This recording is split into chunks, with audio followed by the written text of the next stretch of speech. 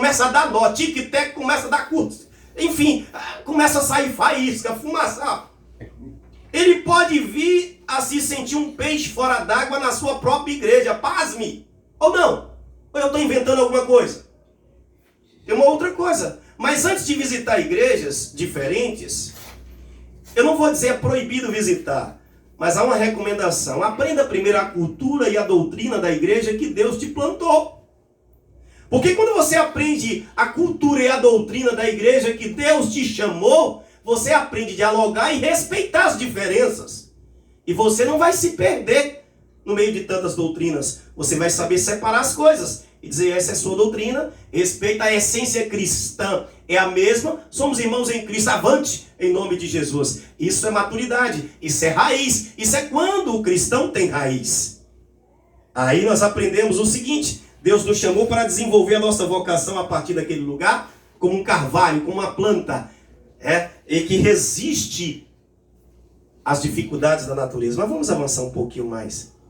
É interessante que o Espírito do Senhor Deus está sobre mim, porque o Senhor me ungiu para pregar boas novas aos mansos e enviou-me a restaurar os contritos de coração, a proclamar liberdade aos cativos e abertura aos presos. Quando você entende que Deus te chamou para uma missão muito grande, você precisa mergulhar na palavra. Você precisa aprender da palavra. E aí, segundo as escrituras, o chamado de Isaías aconteceu no ano da morte do rei Uzias, capítulo 6 de Isaías. Na história de Israel houve escolas de profetas. Isaías não ficou fora dessa tradição. Isaías, ele também passou pela escola, porque a escola de profetas é onde se aprende as tradições, os valores, a identidade de um povo. É chamado, quem vai lapidar a pedra é Deus, quem vai dar unção é Deus. Mas que a gente precisa saber a nossa história, a nossa tradição, a nossa identidade, os valores morais, enfim, éticos da fé cristã e aquilo que é fundamental, precisamos sim. Assim como no Novo Testamento, encontramos Jesus chamando os discípulos e formando então a sua universidade teológica. O treinamento durante 3 anos foi isso que Jesus fez com os apóstolos. Seguindo um pouquinho mais, ora, outra coisa que aprendi nas minhas andanças e diálogo com minha liderança foi a diferença entre experiência e doutrina ou ordem bíblica. Porque muitas vezes se confunde isso. O fato de sentir alguma coisa, opa, eu senti aqui, você sentiu? Ou viver uma determinada experiência não significa uma norma, um padrão, uma doutrina para todos os cristãos. E tem gente que confunde isso, porque ele teve uma experiência, ele teve uma visão, ele teve isso, ele teve aquilo. Agora ele prega de forma que ao invés de testemunhar para edificar, como uma norma que todos devem experimentar para ter unção, para estar cheio, como se de fato agora o padrão é esse que ele viveu. Há uma diferença entre experiência e doutrina. E aí vem, a doutrina, ela requer que tenha mais de um texto bíblico, não é apenas um versículo, um texto. É preciso ter um conjunto de textos. As escrituras do Antigo e do Novo Testamento precisa fundamentar a doutrina. Há uma outra coisa que a gente precisa guardar também, o seguinte.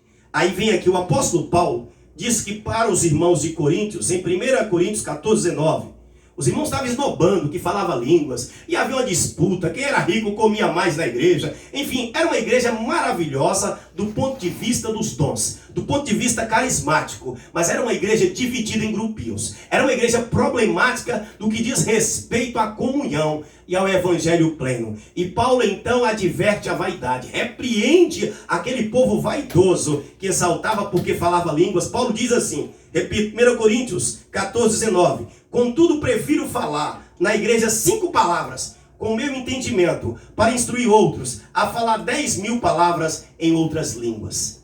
Paulo diz, olha, eu falo mais línguas do que todos os demais, mas eu prefiro falar de forma que as pessoas entendem. Aprendi que a experiência é pessoal e que serve para fortalecimento da fé e muitas vezes edificação da igreja, mas não é uma norma. Então nós aprendemos o seguinte, a geração contemporânea, a geração de hoje, caracteriza-se pela superficialidade e pela migração religiosa. Ela tem uma necessidade então de algo instantâneo. Gramsci, no seu livro Pós-Modernismo, ele diz que essa geração é semelhante à jornada nas estrelas. É uma geração que não se importa em sentar para aprender, não valoriza os mais velhos. É uma geração que não valoriza a tradição, mas esquece que a fé cristã é resultado de um movimento da tradição. Porque a tradição é pregar o evangelho, é fazer discípulo. A tradição é Jesus Cristo. E ao negar a tradição, rompe o elo da corrente e se torna uma igreja superficial. Uma espiritualidade superficial. Água com açúcar, numa linguagem mais popular. Deus me forjou no fogo da vida. E me relacionando assim com amigos, colegas, família e irmãos na fé. Como havia sido batizado na infância, aos 15 anos, eu fiz a profissão de fé, como eu citei atrás. E aí vem o seguinte, fui líder de jovens, como servo de Cristo, e de sua igreja, e submisso. Aprendi que para ser líder, eu tinha que sentar no banco, eu tive que primeiro aprender, sabe o quê? Ser servo. Tem gente que quer ser líder, mas a Cristo é alta. Não respeita o seu pastor, não respeita os presbíteros e presbíteras, não respeita os diáconos, não respeita ninguém. Mas depois diz, Deus me chamou para uma grande obra e quer ser alguma coisa. Aí tem quem quer ser grande no reino, seja o menor, disse o próprio Cristo. Nós aprendemos também, quando cursava o 3º ano do ensino médio, aí eu destaco a minha memória, Deus me confirmou o chamado para o ministério pastoral. E é interessante, dali em diante eu entendi que teria que deixar tudo, literalmente tudo, para obedecer à chamada de Deus. Deixei meu emprego, meus amigos, meus colegas ali de infância, enfim, que caminharam comigo até aquele momento. Tive que deixar minha família, minha mãe ria e chorava ao mesmo tempo. Tive que deixar minha noiva na época e partir para o seminário. Tive que deixar tudo naquele momento, minha igreja de origem, tão carinhosa. Enfim, a minha fé foi ali alimentada. Enfim, parte do meu coração, como homem, digo, ficou ali na minha terra natal. Mas eu parti para Fortaleza, para o seminário, em obediência à chamada de Deus. Em obediência ao Deus que me escolheu desde o ventre da minha mãe. Enfim, aqui estou. Nós vamos seguir para concluir a mensagem desta noite. O Espírito do Senhor está sobre mim, porque o Senhor me ungiu para apregoar o ano aceitável do Senhor, anunciar o ano da graça, o ano da salvação. O Senhor me tirou da zona de conforto. Eu lembro que a minha gerente não queria me dar as contas. Quando eu fui, no mês ali de, se não me falha a memória, julho, eu me lembro então que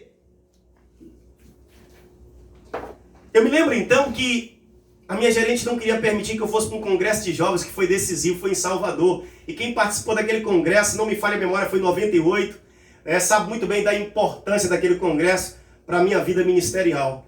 Ela me ameaçou demitir, eu tinha pedido mais de um mês, vários meses antes. E quando chegou na semana, tinha demitido alguns funcionários. Disse, Natanael, você não vai viajar. E se você for, pode trazer a sua carteira de trabalho que você está demitido. Eu falei, eu não posso deixar de ir. Ela, você que sabe. Eu peguei minhas coisas tudo, eu peguei a chave do meu armário, já passei na casa da encarregada e deixei na mão dela e disse, olha, eu estou indo para um congresso em Salvador. Como eu sei que eu vou ser demitido, eu além então de repositor de sessão, que hoje é promotor, que se chama assim, eu era também caixa daquela loja, que era uma empresa, uma rede de supermercado. Eu deixei a minha chave do meu malote, tudo que estava na minha responsabilidade, eu deixei na casa da tesoureira daquela unidade, porque eu tinha certeza, humanamente falando, que eu seria demitido depois que eu voltasse de Salvador. Mas eu fui em obediência a Deus.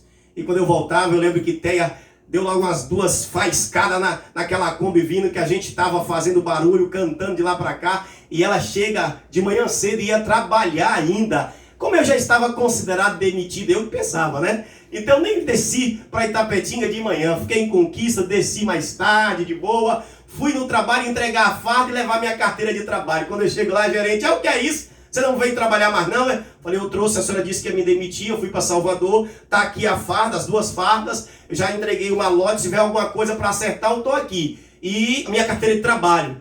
Ela vai trabalhar, menino, pegue lá a sua farda, ó, pode pegar em cima da mesa. Você não quer trabalhar não? Opa, eu quero sim. E eu voltei a trabalhar. Então assim, Deus foi conduzindo todas as coisas. Hoje eu entendo. Eu entendo que tudo o que vivi foi treinamento de Deus para a vida cristã e para o ministério. Para que eu aprendesse a ser e fazer discípulo de Jesus, ser profeta de Deus nessa geração. Há uma geração inteira, milhares de pessoas que não conhecem a Cristo, tem ouvido aí na mídia, mas não teve um encontro pessoal com Jesus. Não se engane, é bem diferente. Quando se conhece a verdade, Jesus, essa pessoa é liberta. A Bíblia diz que os campos já estão prontos para a colheita. João 4,35. Mas poucos são os trabalhadores. Lucas 10,2. O chamado da igreja é assim dos cristãos. Para fora.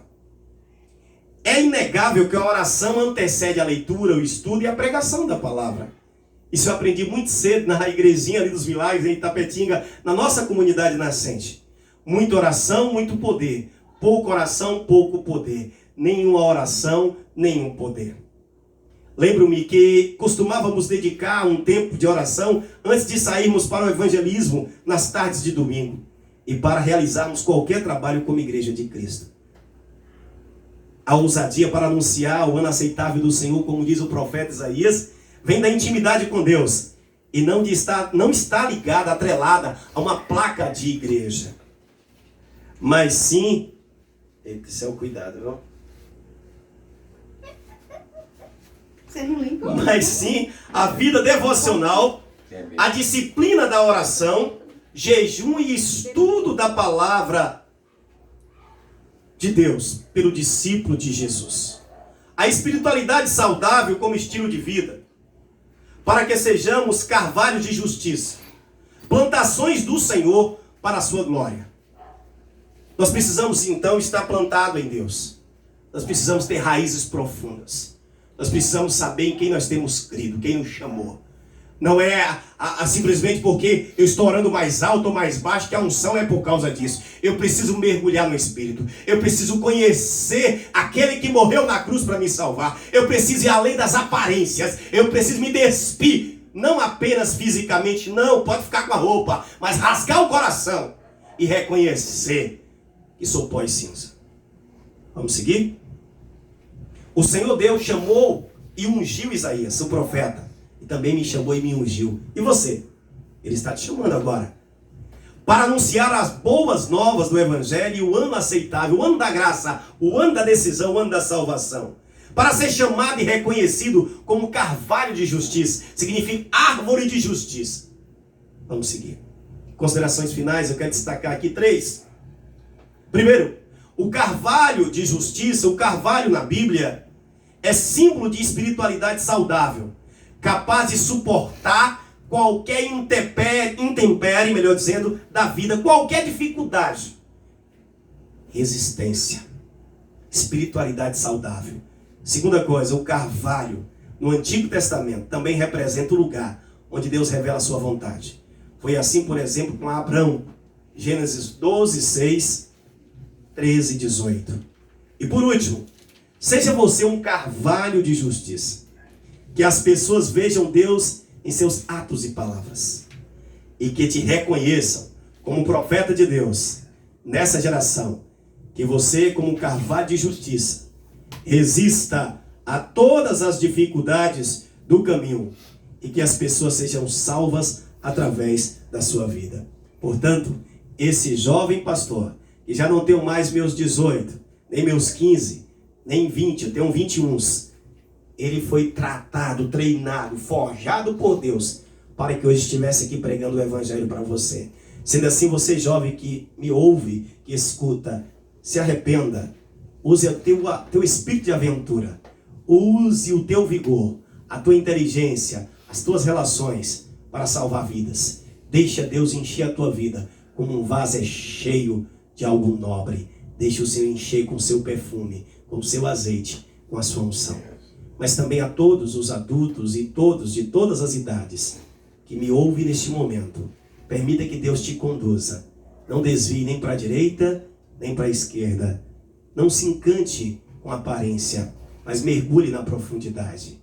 Plantações sem raiz é a marca dessa geração. Rompa com esse modelo. Quebre essa cadeia e seja você, de fato, árvore de justiça. Plantação de justiça em Deus. Feche teus olhos nesse momento. Deus eterno, nós te louvamos porque o Senhor agiu no passado, age hoje e agirá amanhã, porque tu és o mesmo ontem, hoje e sempre. E agora, Deus, colocamos em tuas mãos esta vida que recebeu a palavra.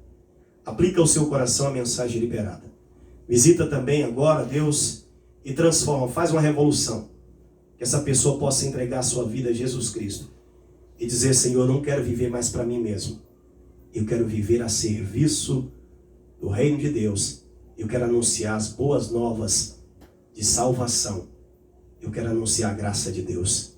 Eu quero e eu recebo esse chamado para ser profeta. Eu aceito, Deus, o teu filho Jesus, que é o resgate. E agora, Pai, me abraça e recebe, porque eu me arrependo dos meus pecados. E Deus, derrama sobre essa vida uma porção dobrada do Espírito e levante como um servo teu na terra. Pai, visita agora as pessoas que estão enfermas da tua igreja. Repreende toda a enfermidade. Sei com a nossa irmã Dalva, tu és o Deus que pode todas as coisas, o Deus de milagres. Repreende, Deus, a enfermidade. Tu podes e clamamos por milagre. Pedimos pela vida da irmã Genita. Ó Deus, cremos que está em tuas mãos a cirurgia dela. Por isso, peleja pela tua serva. Também, Pai, visita todos os irmãos e irmãs que estão passando por enfermidade e repreende o espírito de enfermidade. Restitui a saúde para a tua glória, em nome de Jesus. Assim, Pai, nos dá uma noite de sono reparador. E que a graça, Senhor, uma semana abençoada, que a graça de Cristo, o nosso Senhor e Salvador, que o amor de Deus, nosso eterno Pai, a comunhão, as consolações, bem como os dons, poder e ministérios do Espírito Santo, repouse sobre todo o povo de Deus, sobre Israel de Deus espalhado pela face da terra, hoje e para todos sempre. Amém. Glória a Deus. Glória a Deus.